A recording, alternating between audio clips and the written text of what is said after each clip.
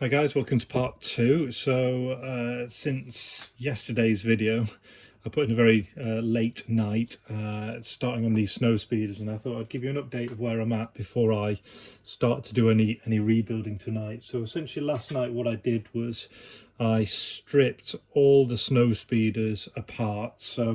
Took them apart completely, so all the way to their shells. Took all the pieces out. So as you can see down here, every single item was taken apart and scrubbed clean.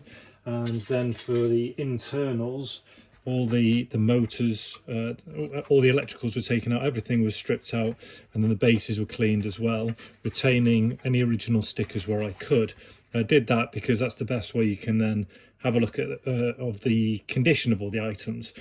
In the meantime, I also started looking at prices for things, because I basically have, when it comes to the parts, even though there's 6 snow speeders, I might, for instance, have 6 seats, which might be like quite cheap to get to sell, but at the same time I only have one pair of the cannons and one here and this, and when you've got to track these down, these are quite expensive, the harpoons, etc. So it was essentially working out how many of these I was going to rebuild, because if I've only got one, like a pair of these, and I need to buy another 5 pairs, and they retail for around £30+, it's just going to cost too much money. So basically, doing all that, I've decided I'm going to work on 4 of them, and the other 2 will then go as spares, because things like the landing gear legs and the stuff I can sell, and it means I don't have to track down a ton of parts for them.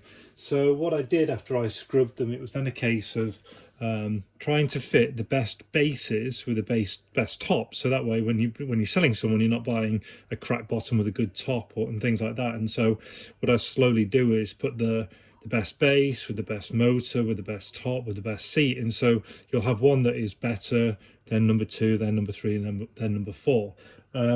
So basically I did that first of all. I'll show you the base. So what I've done is, after I've scrubbed them all clean, I've then serviced all the electricals. So sorted out any bits with the wiring, tidied it up with some more with some non-conductive tape, cleaned up all the contacts, and so you can see that inside, even though you can't see it, that it's now absolutely spot on. And to show you how the cannons operate, I can pop in a couple of batteries. Basically, as the motor turns, it makes a connection, and there's also a little arm. You'll see it's at the back here, and as it goes round, that taps as well, so that initiates the lights. So if I turn it on now, that's how the mechanism works. So as you can see down there, I've basically done that work on all of the bases. So I've gone round, made sure all the motors work, make sure everything's okay. So they're all identical. Then the tricky bit then came to putting the tops back on. So in fact, so whilst I'm there, so then I discounted this one because the rear was loose. It was like, it was moving like this, it was wobbling, and it was obvious that the legs had obviously snapped, or someone hadn't super glued this on tight enough. So that basically came away. I wouldn't want to sell someone one where it's all wobbly, so that came away and the pegs have snapped. And then what I've done is bored out the hole, so that can be used as a spare. So that's basically, that's dead, but that can be spares. And then because I had to then also whittle it down to 4, I also discounted this one as well, purely because of the super glue and stuff on here, and just the discoloration. So I discounted that one, which happens to be the Toronto one, and with that I've also discounted the top, because they kind of go together, and they, even though it's got quite nice stickers, yeah, that one is now just going as a spare body. So one thing I did notice then when I was putting it, I was then obviously matching the right tops to go on, so the best top, and then the second and third and fourth. And that's when I noticed that there's a number of different types of variations. So for instance, on this one here, this is another Canadian one, and you can see that there's on here, this is quite a raised cockpit. There is a reasonable amount of detail on here, and also at the back there's bolts and 2 little holes there. When you compare that with an American one, the cockpit is much flatter.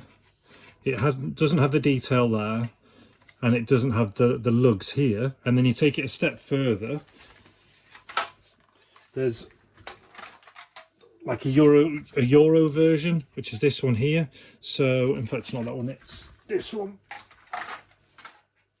And so what you can see on this one is they didn't even put a cockpit in. It's just very plain inside. Similar detail here to the Canadian one, and the lug holes there.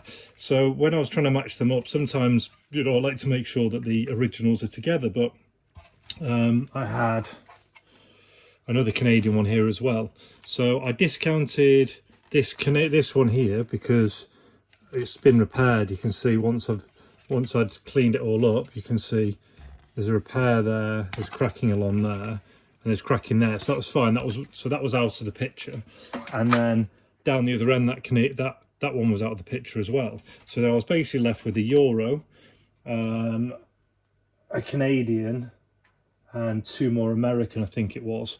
So what I decided to do was ultimately not get wrapped around the axle, because they're spares and repairs and bits and bobs, and it even goes to the extent that you can get kind of different types of very different detailing on the cannons, and apparently there's about 5 different types out there. So rather than getting wrapped around the axle, what I then did was essentially just look at the bodies, pick the ones that had the least discoloration and put with this one, then that one, then that one, and then that one.